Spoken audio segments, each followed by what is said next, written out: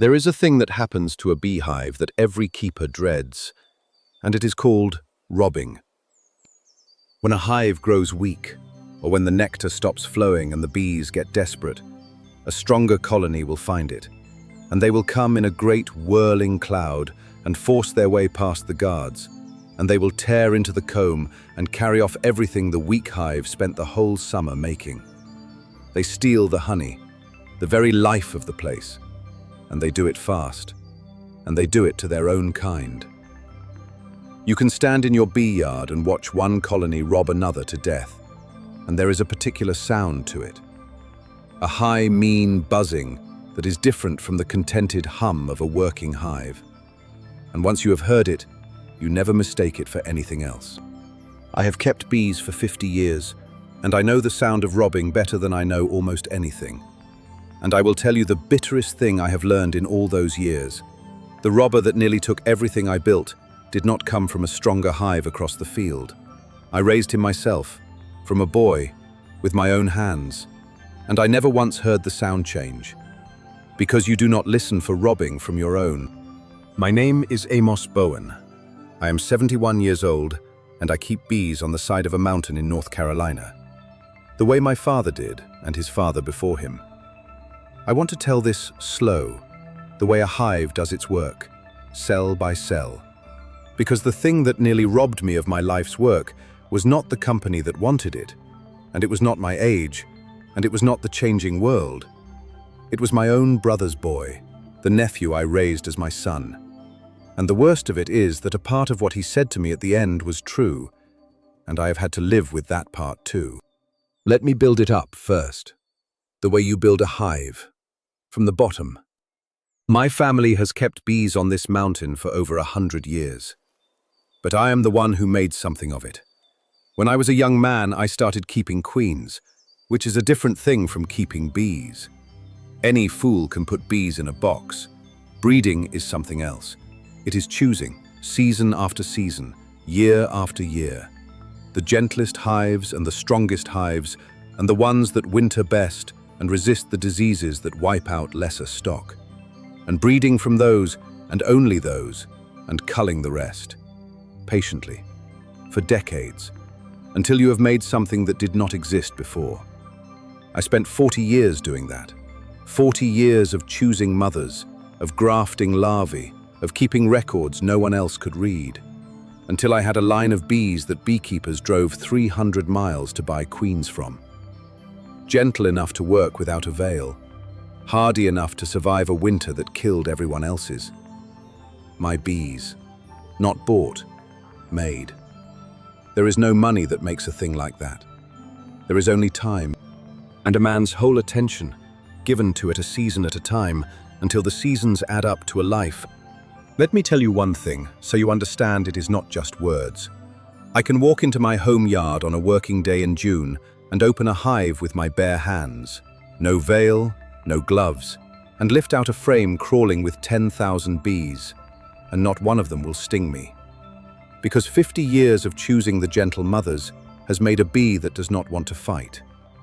A stranger cannot do that with ordinary stock. He would be stung blind. That gentleness is not luck, and it is not a trick. It is 40 years of culling every hot-tempered queen and breeding only from the calm ones, generation on generation, until calm is bred into the blood. And the winters, the winter of the bad year, when the mites and the cold took half the hives in this state and broke beekeepers who had kept bees their whole lives. My line came through standing, because I had spent decades breeding for exactly that, for the hive that survives the thing that kills everyone else's. Men drove from 3 states away that spring to buy my queens, because a queen that carries that in her is worth more than gold to a man whose bees just died. You cannot make that in a factory. You cannot buy it with a number. You can only make it the way I made it, by giving a thing your whole life and choosing right, 10,000 times, over 40 years. And there was the honey. We have a tree in these mountains called the sourwood, and for 2 or 3 weeks in high summer it blooms, and the honey the bees make from it is, and I will say this plainly because it is simply true, the finest honey in the world. Light, with a taste like nothing else. And it cannot be made anywhere the sourwood does not grow, which is here and almost nowhere else. My family has been putting up sourwood honey under the Bowen name for 4 generations. Bowen's Sourwood. People in 3 states know that label. It is on the table of every wedding and every church supper in this county. It is not a brand the way a company means a brand. It is a name, the way my own name is a name.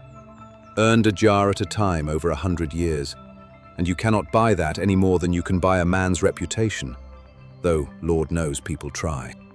That is what was built. A bloodline of bees that took 40 years to breed and a name that took 100 years to earn. Now, let me tell you about Jesse. My brother Daniel was 3 years younger than me, and he was the better man. Gentler than I ever was, and the bees loved him the way they love the gentle ones. He was killed when a tree he was felling kicked back, 20 years ago this fall, and he left a boy named Jesse, 18 years old, with no mother living and no father now, and no place in the world. I think about Daniel every day in the bee yard, because he is in it. He was the one who taught me that you do not work bees angry, that they can smell it on you, that a man who comes to the hive in a temper will get what he brings. He could calm a swarm with his hands and his voice when I was still flinching, and the bees would walk up his arms like he was a tree they had always known.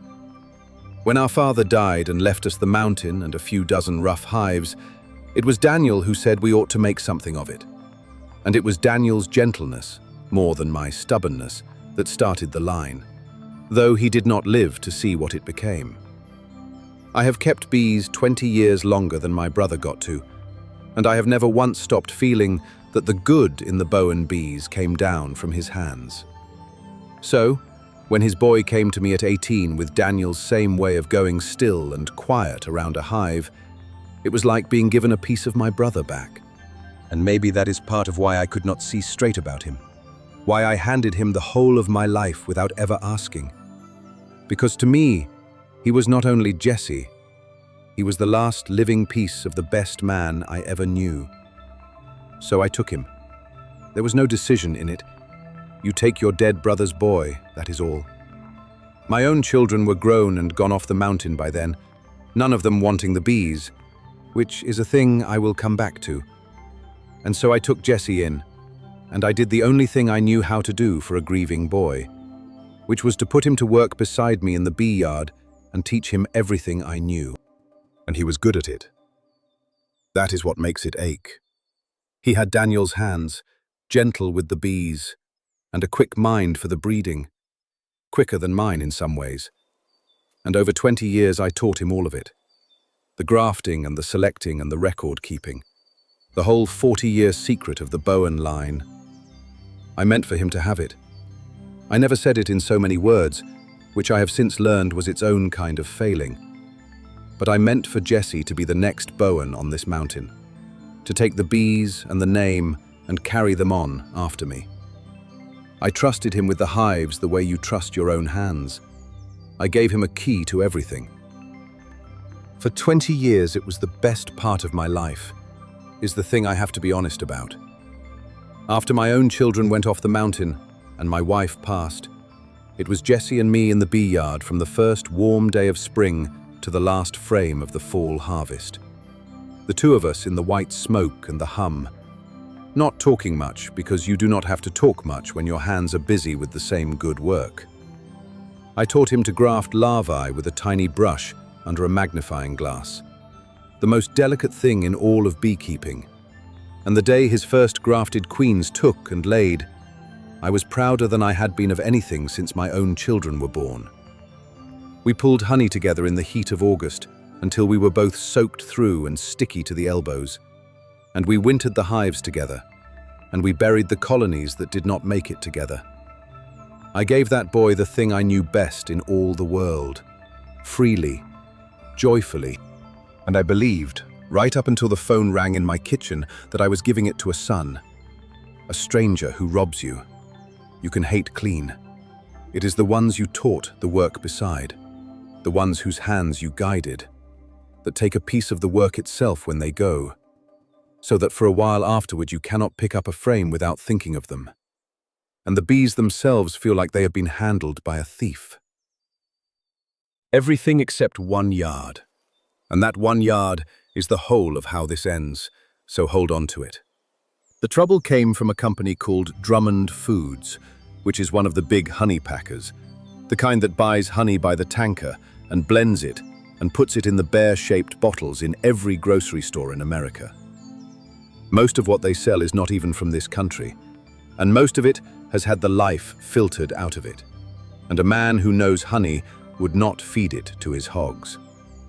But Drummond had noticed that the word artisanal had started to mean money, and that a name like Bowen's Sourwood, a real name with 100 years behind it, was worth more to them than 1,000 tankers of their blended syrup, because you cannot manufacture 100 years.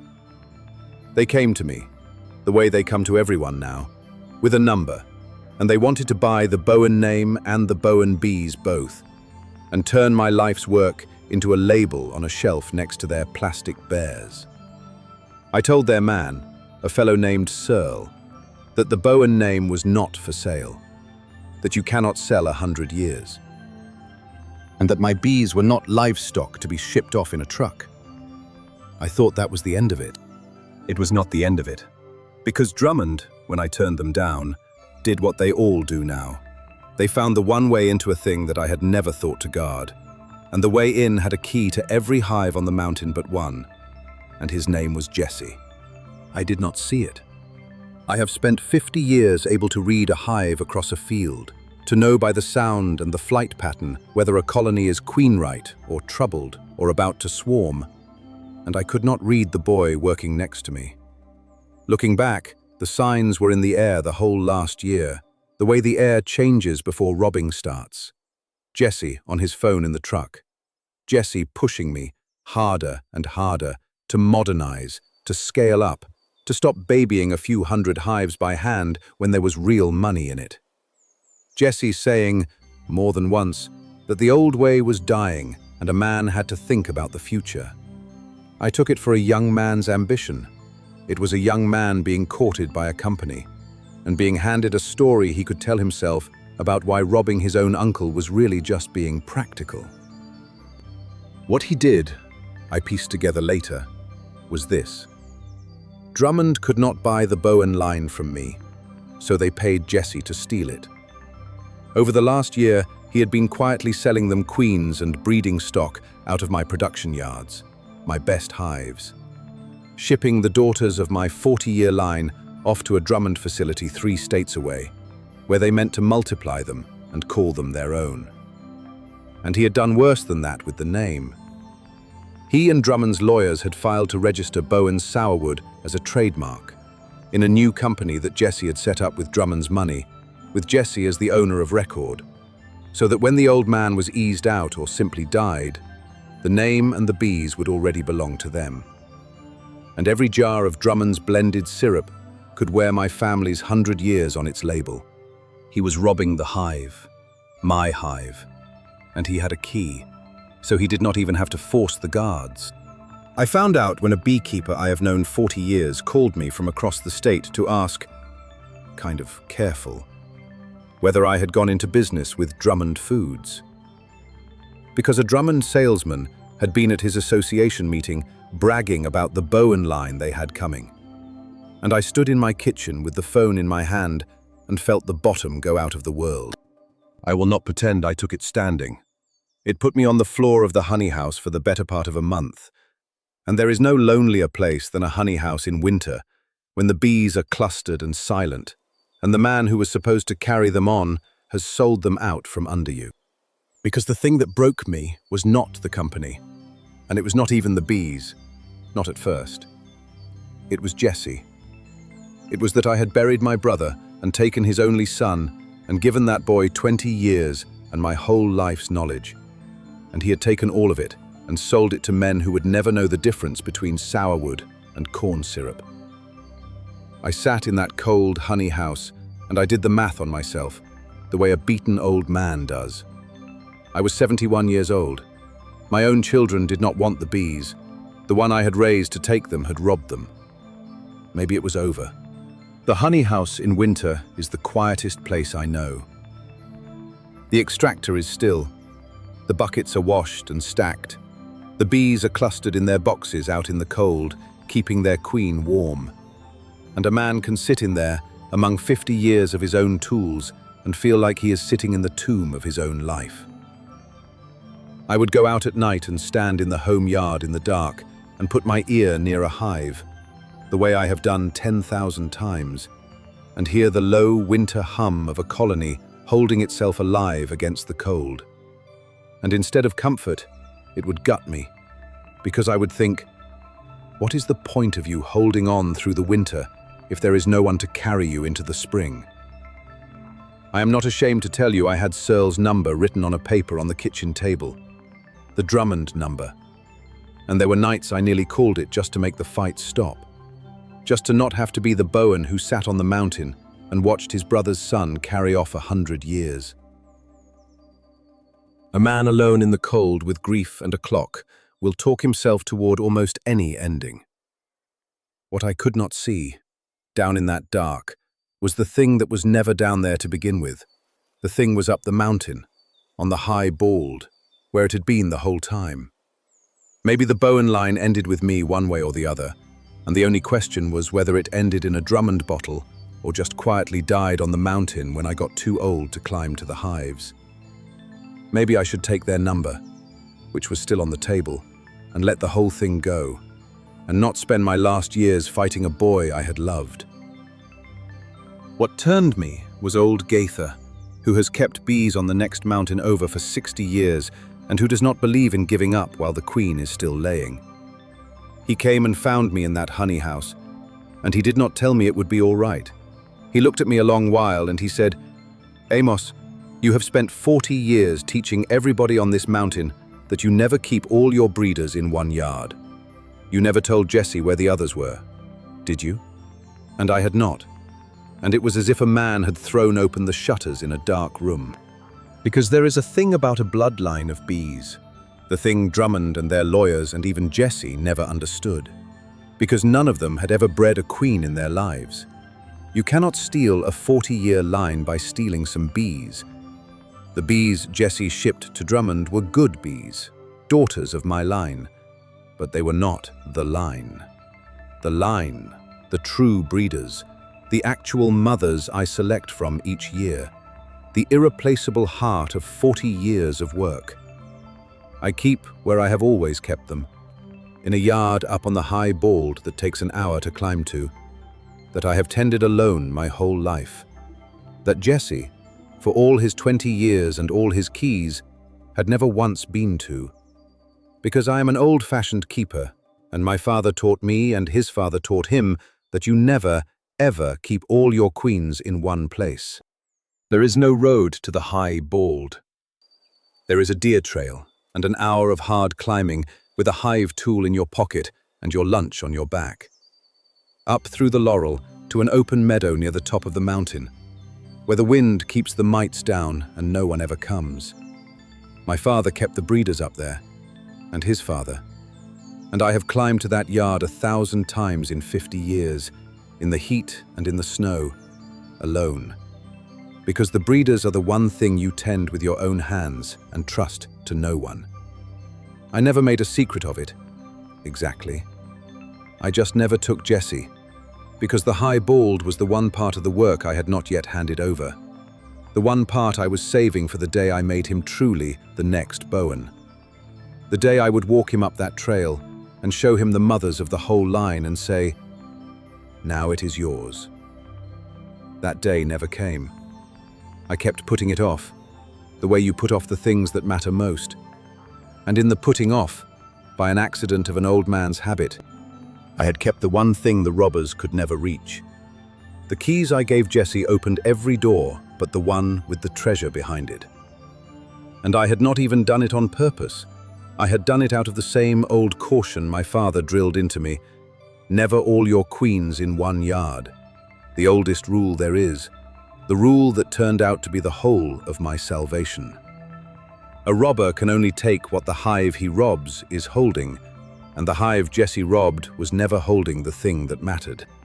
Drummond had not bought my line.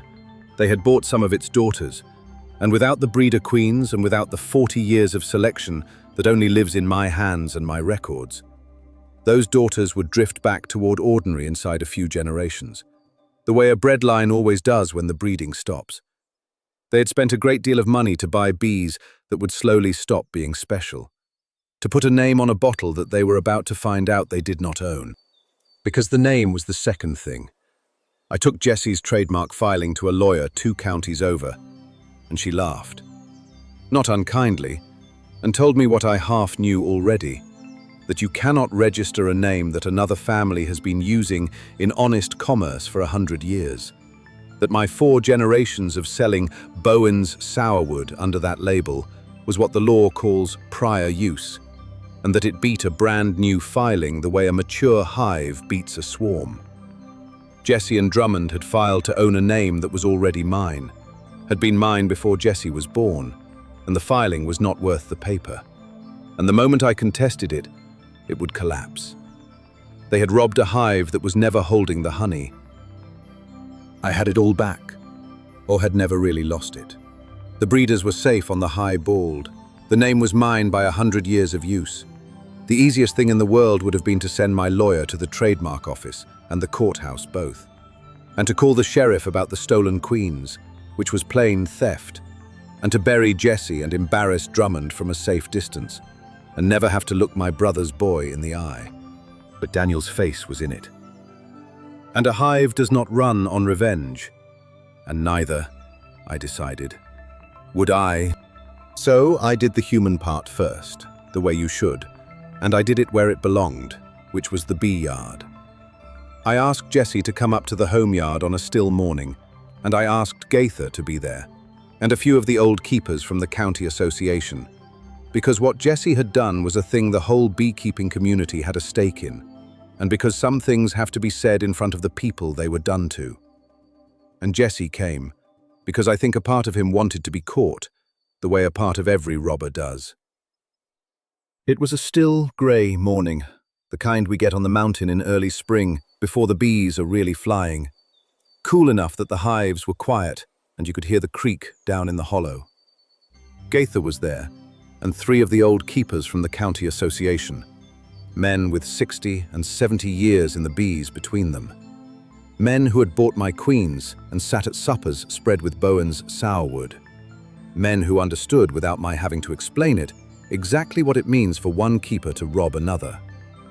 They stood back along the edge of the yard, quiet, the way you stand at a graveside. I had not brought them to shame Jessie, or not only that. I had brought them because the beekeeping community is a kind of hive itself, and what Jessie had done was a wound to all of it.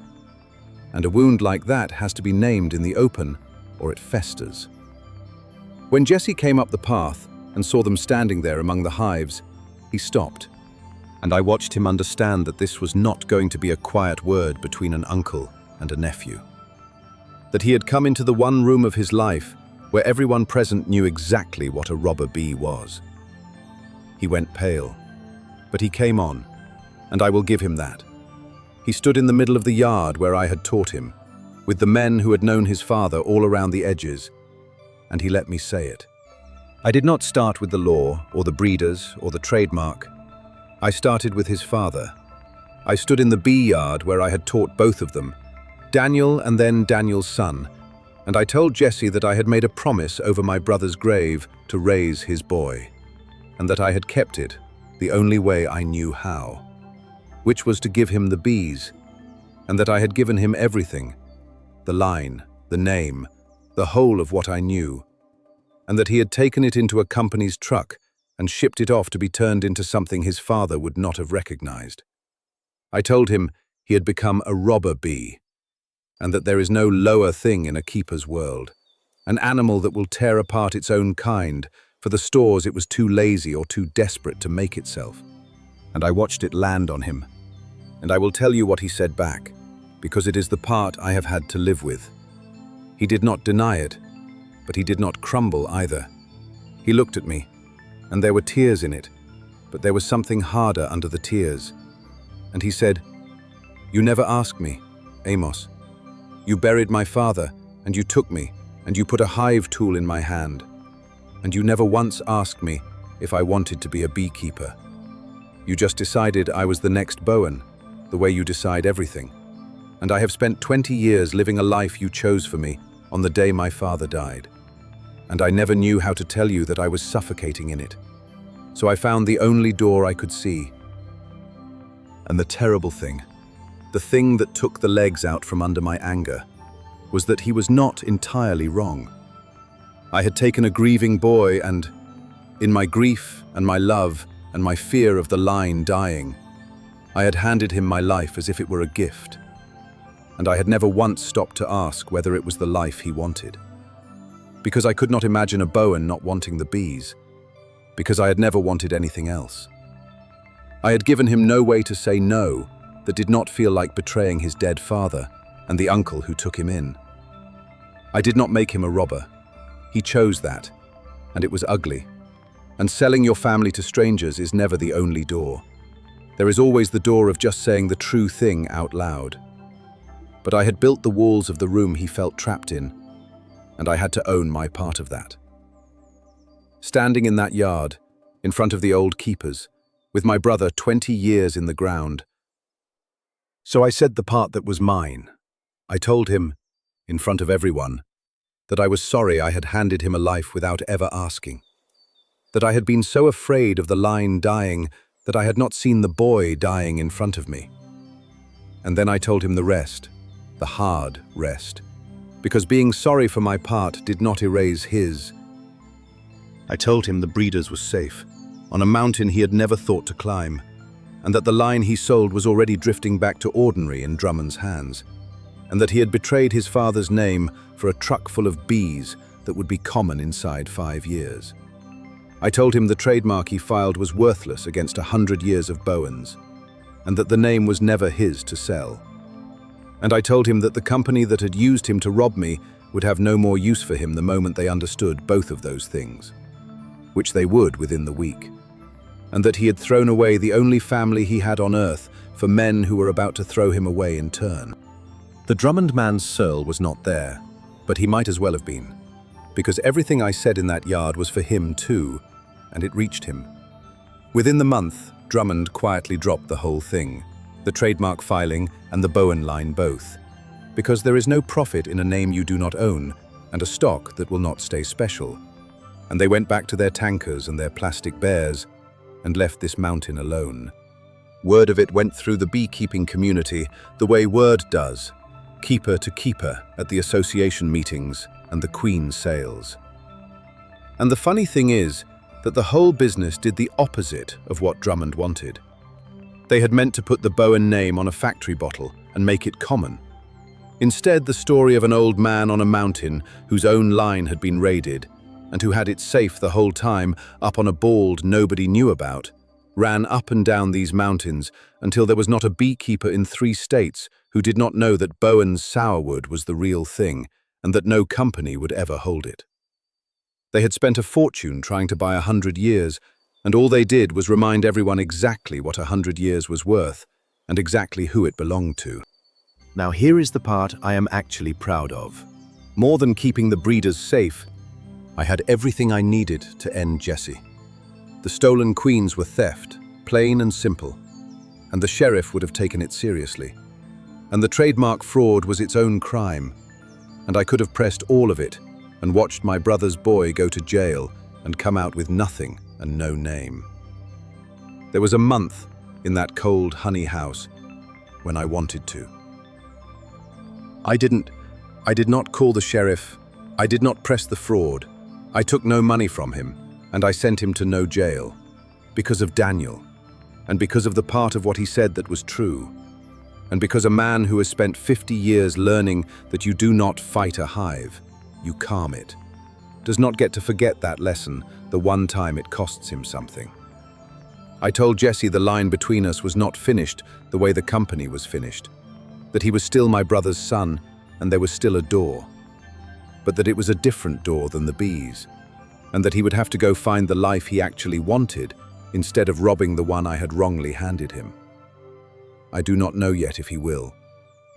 He left the mountain. He writes sometimes. The letters are not about money, and that is something. The line is safe. I brought the true breeders down off the high bald that spring, and I am building the production yards back up. Slowly. The way you do everything with bees. And the Bowen name is still on the jars at every church supper in this county, where it has been for 100 years, and where no company will ever put it on a plastic bear. There is a girl named Wren, 19, from down the mountain, who started coming around to learn, and who loves the bees the way I love them, the way Daniel did. Not because anyone handed them to her, but because she climbed up here on her own, asking to be taught.